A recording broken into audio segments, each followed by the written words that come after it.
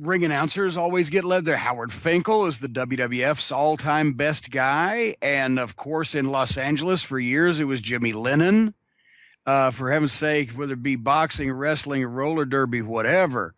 And there's been a lot of great ring announcers, but you always have a fondness like with the TV announcer for your home territory guy, the guy you grew up with. That's the voice that you have in your head. But there've been a lot of good. There's also been some not so good ones.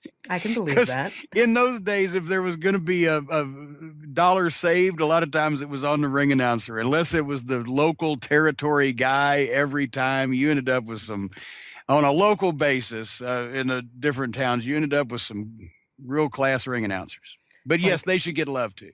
Like camera guy who also happens to be ring announcer this evening or something like that. It's like he usually breaks down the ring, but tonight he's announcing your wrestlers. Stick the microphone in his hand. Here, Joe, here's a list of matches. You know, a lot of the commissioners, or a lot of the commissions, I should say, in the different states would require there to be a licensed ring announcer and timekeeper. Because just like in boxing, because they regulated professional wrestling like it was a real sport. So you would have some local guy that was inoffensive and wouldn't get in the way or whatever, hopefully, and usually that would be the case. That would be the timekeeper and would sit with the ring announcer every week at the matches at ringside at their table.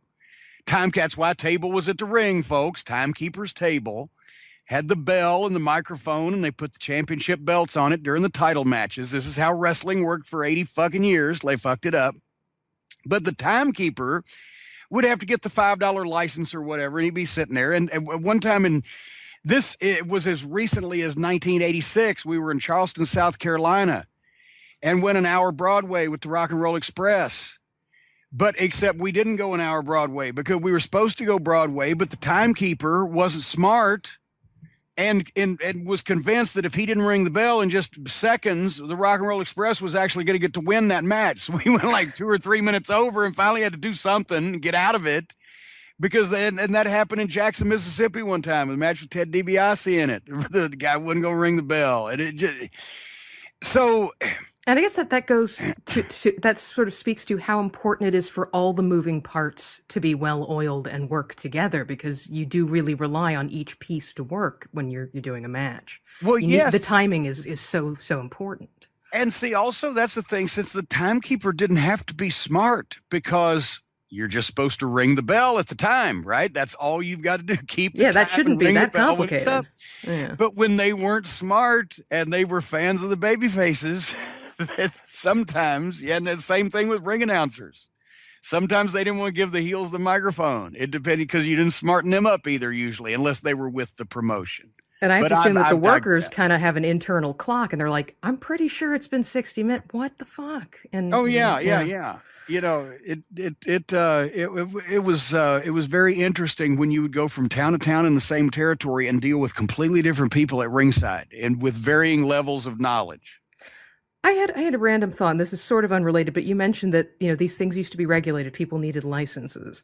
When that went away, when they announced that wrestling isn't wrestling or whatever, it's all sports entertainment, how much do you suppose little town municipalities, that kind of thing, lost in terms of license fees? Well, no, it didn't go away. There's still a commission in Kentucky. There's still a commission in Virginia. There's still a commission in South Carolina.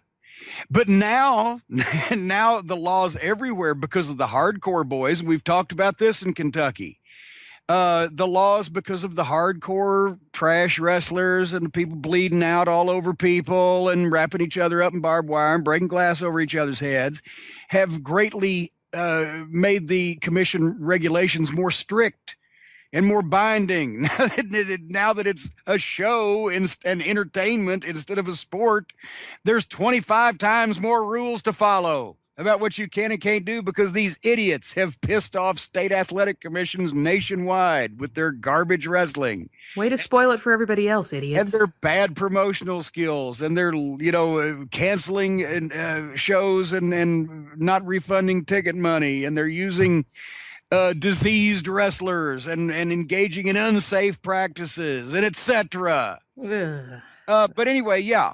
Before, the commissions treated wrestling like boxing, professional sport. You got to be licensed, blah blah blah. But when they called all that attention to themselves, they got many more inspectors and many more commissioners and regulate wrestling much more closely than they ever did when it was actually supposed to be real.